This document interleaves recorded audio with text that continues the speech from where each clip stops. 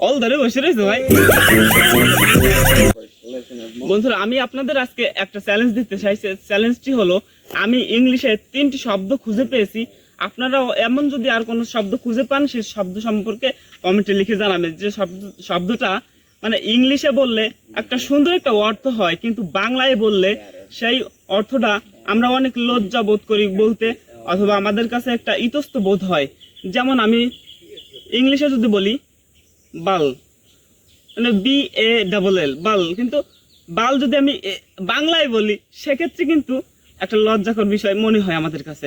এরপরে আমি যদি বলি পুরো একটা বিষয়, ইংলিশে যদি বলি হোল ক্লাস, বাংলায় কেমন হয়? অল ধরে বসে রয়েছে ভাই।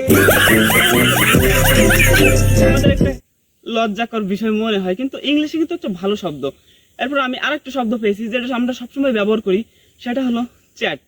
ইংলিশে একটা ভালো শব্দ কমিউনিকেশন করার জন্য, কিন্তু বাংলায় যদি বলি চ্যাট চ্যাট করু না, একটা খারাপ শব্দ মনে হয়। তা আপনারা এরকম যে শব্দগুলো জানেন অবশ্যই কমেন্টে লিখে জানাবেন। যে সবচেয়ে বেশি শব্দ এরকম লিখতে পারবেন তার জন্য পুরস্কারের ব্যবস্থা রয়েছে। আপনারা হোয়াটসঅ্যাপ চ্যানেলে যোগাযোগ করবেন।